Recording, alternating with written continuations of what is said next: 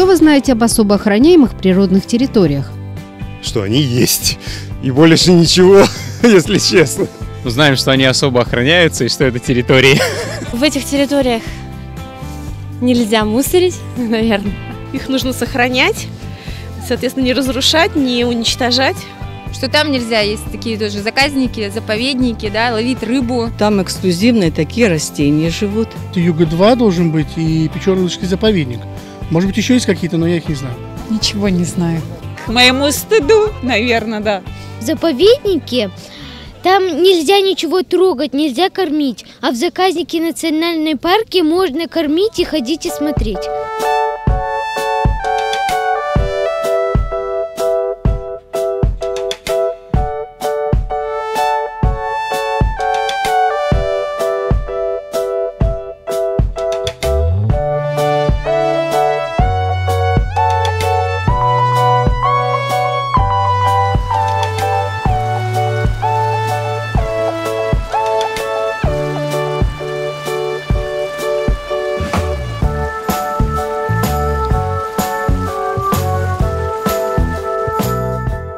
Что такое особо охраняемые природные территории? Кем и для чего они охраняются?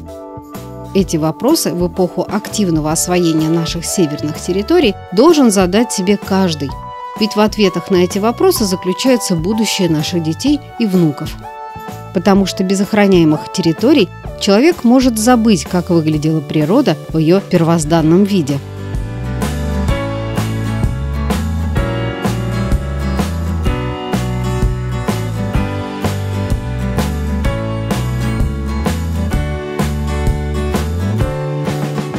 В нашей республике много территорий, где природа сохранилась в нетронутом виде. 13% всей площади Коми занято особо охраняемыми природными территориями. Это 237 объектов республиканского значения и 2 крупных объекта федерального значения. Все они подразделяются на 4 основные категории: заповедник, национальный парк, заказники, памятники природы. Заповедник и национальный парк имеют федеральное значение. Заказники и памятники природы – республиканское. Печоро-Илычский биосферный заповедник расположен в Троицко-Печорском районе. Национальный парк Юга-2 занимает значительную часть Вуктыльского, Интинского и Печорского районов. Заказники, памятники природы разбросаны по всем районам республики.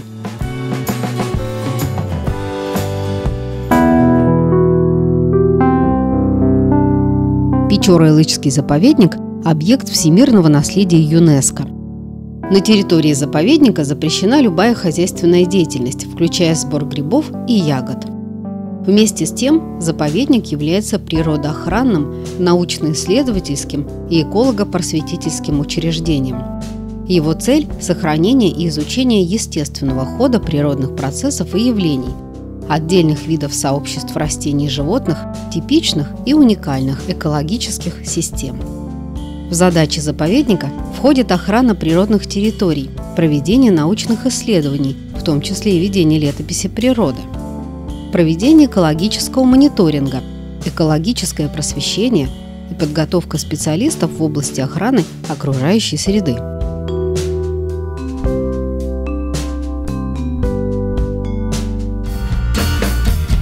Юга-2 – самый большой национальный парк в России и Европе, площадью почти 20 тысяч квадратных километров. Парк был создан на западных склонах Северного и Приполярного Урала в 1994 году. В 1995 году парк включен в список всемирного наследия в составе объекта «Девственные леса Коми». Главная цель национального парка – сохранение уникальных природных комплексов Уральского севера. В национальном парке большая часть территорий открыта для посещения. Пребывание туристов регламентируется строгими правилами.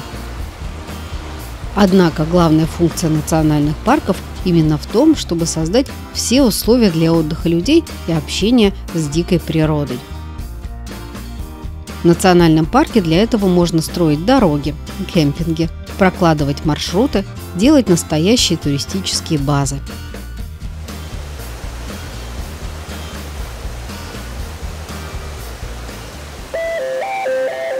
Государственными природными заказниками являются территории, имеющие особое значение для сохранения или восстановления природных комплексов или их компонентов и поддержания экологического баланса.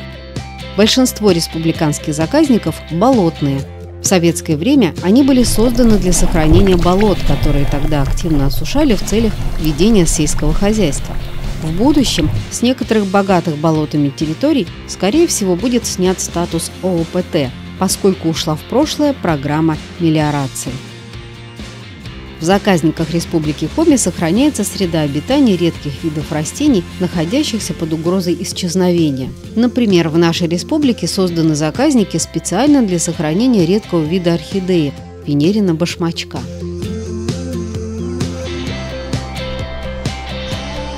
Вскоре на севере Коми будет создан заказник специально для изучения вечной мерзлоты.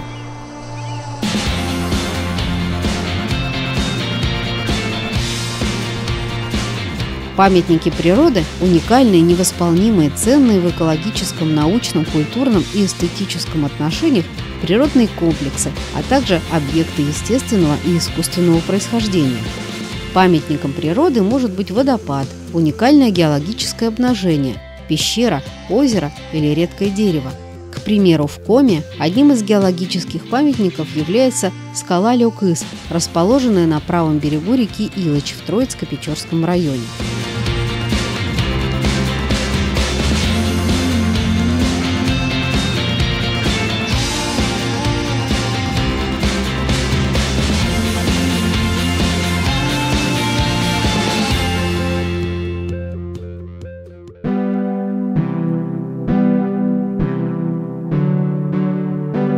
Региональные объекты занимают примерно половину всей площади охраняемых территорий Республики Коми. Каждый из них по-своему уникален. Особо охраняемые природные территории являются эталонами экосистем Европейского севера и обеспечивают сохранение среды обитания всего комплекса видов животных и растений. Для управления таким обширным хозяйством в Республике Коми создан Республиканский центр обеспечения функционирования особо охраняемых природных территорий и природопользования, сокращенное название центра по ООПТ. Это учреждение отвечает за обеспечение функционирования особо охраняемых природных территорий регионального значения, организацию и проведение мероприятий в области экологического воспитания и просвещения.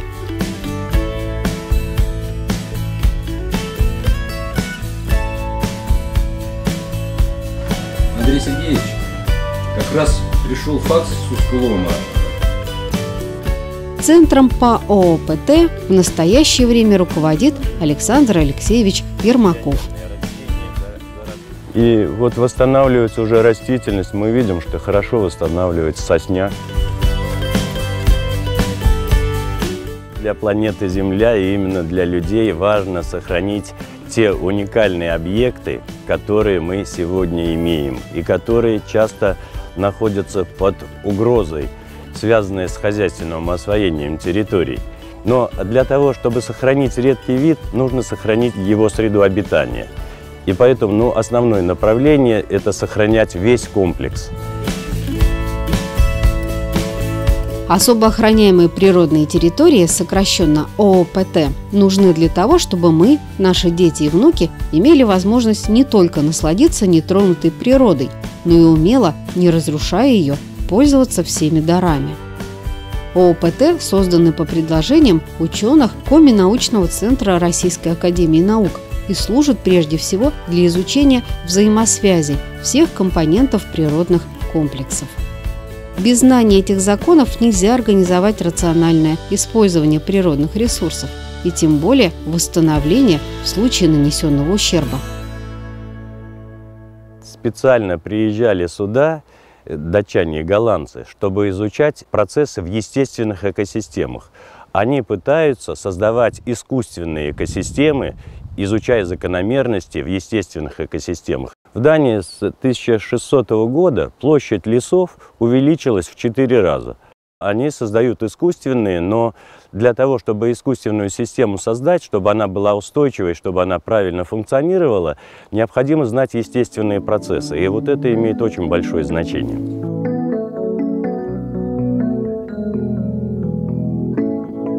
Особо охраняемые природные территории служат для решения задач экологического просвещения и воспитания, для развития правильного отношения к природе.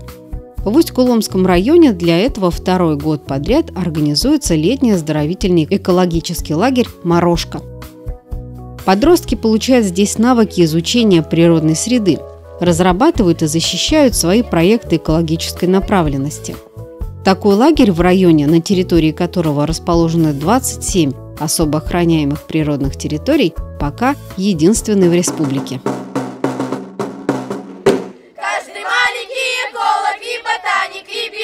Не боится насекомых или даже пауков. Любит он по лесу бегать, все смотреть и зайцем прыгать, а иначе он взорвется, трах-бабах, и нет его. Каждый маленький эколог, вылезая из пеленок, приключения ищет всюду и находит их везде. Утро юных экологов начинается с занятий на лоне природы. В прошлом году дети посещали ботанический кедровый заказник Вочь-Вольский, где и узнали, что кедры растут не в любых условиях и однажды могут оказаться на грани вымирания. В этом году путь экологов лежит на территорию заказника Дон-Ты для изучения уникальности местного водоема – озера Дон-Ты.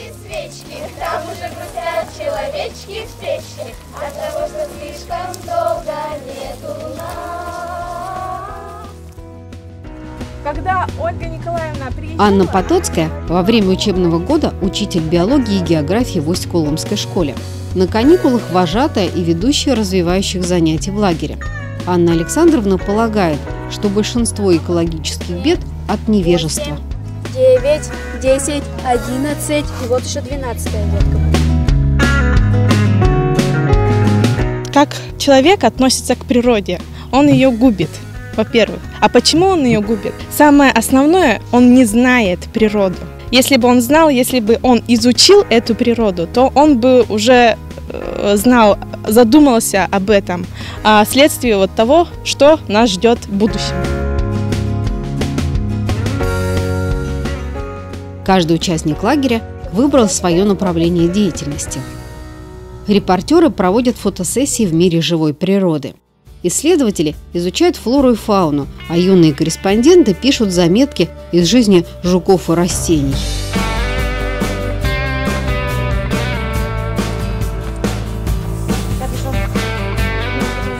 По словам начальника лагеря Вероники Савельевой, количество заявок от родителей, желающих определить своих детей именно в экологический лагерь, возрастает. Мы решили, что надо детей уже с детства приучать к тому, что надо беречь природу, задуматься о том, что эта природа для них, не для кого-то. Даже взрослые не все знают, что делать с этой природой, как эту природу беречь. И поэтому мы решили, затеяли эту программу, чтобы как-то приучать детей с района, чтобы они, приезжая домой, могли рассказать своим уже друзьям, одноклассникам, учителям, что они были в каком-то заказнике. Пока школьники изучают природу в заказнике Дон-Ты, в заказнике Важ-Илью с усердием трудятся студенты 3-го курса кафедры лесного хозяйства Сыктывкарского лесного института. Этим летом они проводят свой первый мониторинг – наблюдение за состоянием деревьев. Вскоре они сами станут специалистами лесного хозяйства и будут нести ответственность за состояние леса. Работа на участках особо охраняемых природных территорий поможет им получить практические навыки, необходимые для выявления и определения болезней леса. Группой студентов руководит Людмила Пахучая, доцент кафедры. Золотарник, золотая розга. Значит, у нас подрост ели. Какой категории состояния здесь? И категории крупности? Средний. В основном средний, жизнеспособный, да? Задача специалистов лесного хозяйства – обеспечить рациональное лесопользование и вместе с тем сохранить уникальные, последние в Европе девственные леса, которые являются легкими планеты. 19 метров. Кроме того, наши леса защищают юг страны от губительного холода Северного Ледовитого океана. В результате проводимых на территории заказника работ студенты Сыктывкарского лесного института получают не только практические навыки организации ведения мониторинга лесных экосистем, но и подготовят практические рекомендации по сохранению лесов заказника. Мы ранжируем деревья по категориям состояния, всего 6 категорий состояния. В дальнейшем будем обрабатывать собранный материал уже в камеральных условиях. А вообще тема какая? Подвержены ли насаждения каким-либо, может, вредителям, болезням, много ли ветровальных и буреломных комплексов.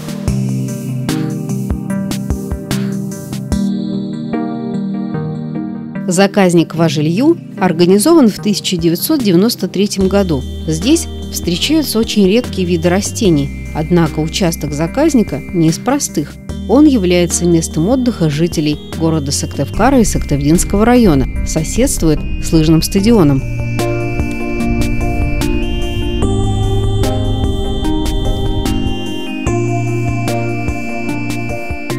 Мы вот здесь наблюдали, что с березы снята кора для каких-то поделок. Значит, она подвержена в дальнейшем грибным заболеваниям, и мы потеряем такие вот деревья в древостое.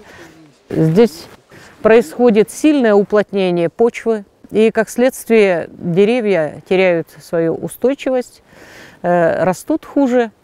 Со временем мы их потеряем. Посмотрите на дорожках, корни буквально у многих древесных пород, как у ели обыкновенную, поверхностная корневая система в силу своих биоэкологических особенностей. Значит, мы наступаем, мы несем различные патогены на обуви, и поэтому рост, развитие ухудшается таких деревьев. Вместе с представителями Сыктывкарского лесного института лес изучает и студент географического факультета Московского государственного университета Сергей Шатчинов. Сергей проходит практику по ландшафтоведению и проверяет собственную научную гипотезу. Участки с определенным составом грунта чаще подвергаются антропогенному воздействию, следовательно, за ними нужно чаще наблюдать.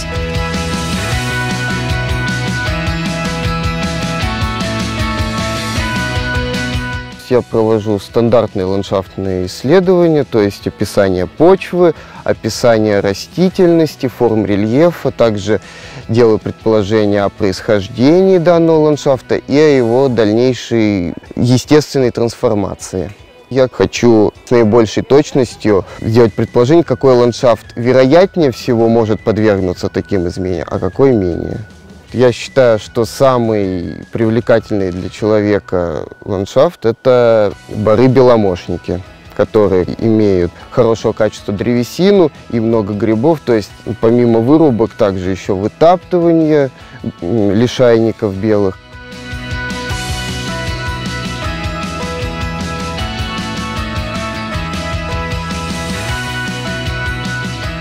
Большинство охраняемых территорий являются полигонами для изучения структуры и динамики естественных экосистем, их устойчивости к внешним воздействиям, оценки состояния популяции редких видов. Одна из важнейших функций ООПТ – сохранение биоразнообразия, обеспечивающего устойчивое функционирование экосистем. Заказник Сыктывкарский был создан в 1984 году для сохранения и изучения уникальных мест обитания растений семейства орхидных. На этой территории запрещена любая деятельность, кроме сбора грибов и ягод. Руки вверх поднимай. Наблюдать за растениями в Сыктывкарске постоянно приезжают биологи, супруги Кирилловы. Ирина – специалист по орхидеям. А Дмитрий – миколог, изучает грибы. Какая-то говорушечка.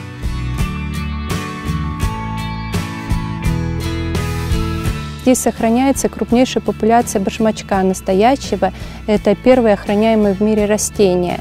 И здесь они сгруппированы, то есть на данной небольшой территории произрастает 10 видов этого семейства. И находится недалеко от города, и удобно за ними наблюдать. По территории Коми проходит граница ареала редкой орхидеи – Венерина башмачка. Севернее он уже не встречается. Башмачок – растение очень чувствительное к изменениям климата. Например, если в заказнике начнется вырубка леса, то изменится освещение.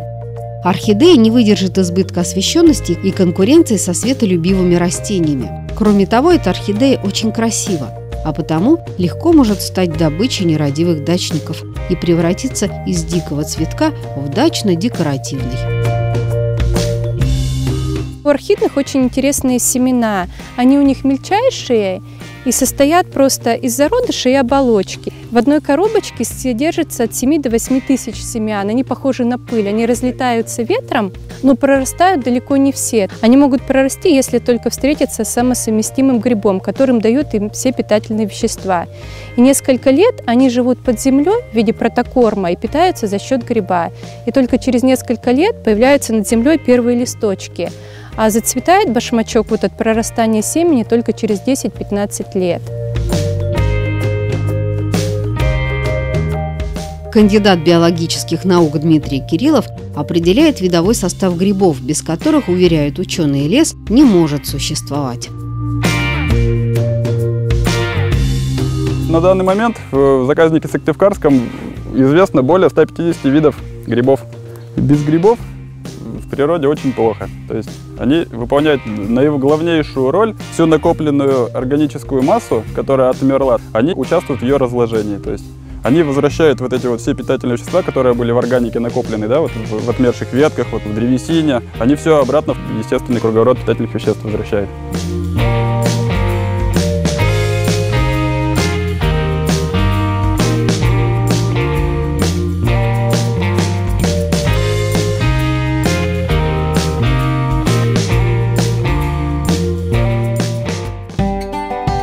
По парку Юга-2 путешествует турист из Москвы Иван Федоткин. Путешественник-одиночка предпочитает маршруты, пролегающие по северу нашей страны. В Юга-2 его заинтересовали горы Приполярного Урала и чистейшая светлая вода родников, ручьев и рек.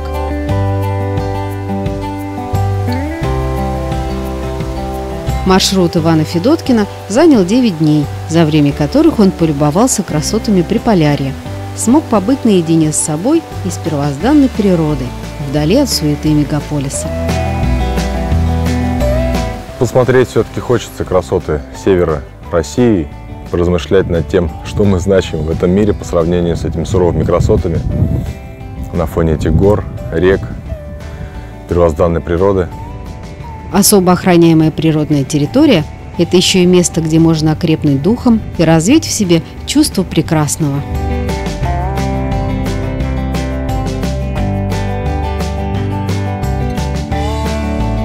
В будущем в Коми появится еще 30 новых охраняемых территорий. В первую очередь на севере республики. Охраняемая тундра – место, где можно изучать процессы, связанные с потеплением климата.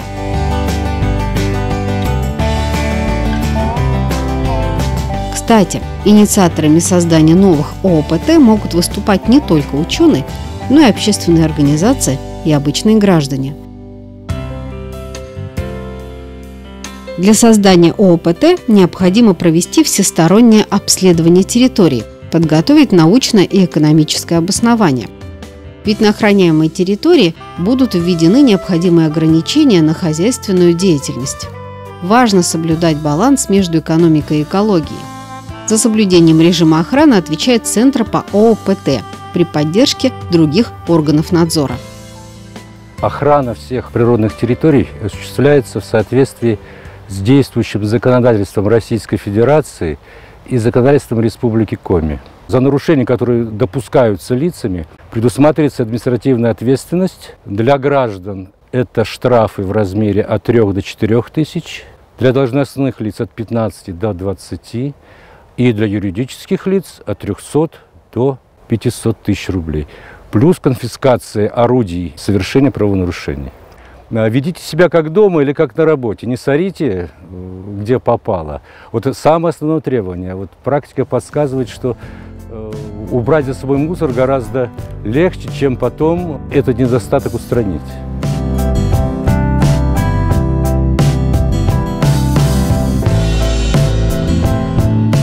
Информацию об особо охраняемых территориях можно узнать на сайте геопортала Республики Коми. Каждый житель Коми может соприкоснуться с особо охраняемыми территориями лично, пройтись по экологической тропе, прочитать статьи, узнать законы, стать участником природоохранных акций. Все контакты и данные находятся в открытом доступе. Центр ПАО ПТ будет благодарен за помощь в распространении этого фильма. Покажите фильм своим близким, и вы станете участником повести о том, как охраняется природа в Республике Коми. Сохранение нашей уникальной природы и процветание нашего края зависит от усилий всех нас, жителей Республики Коми.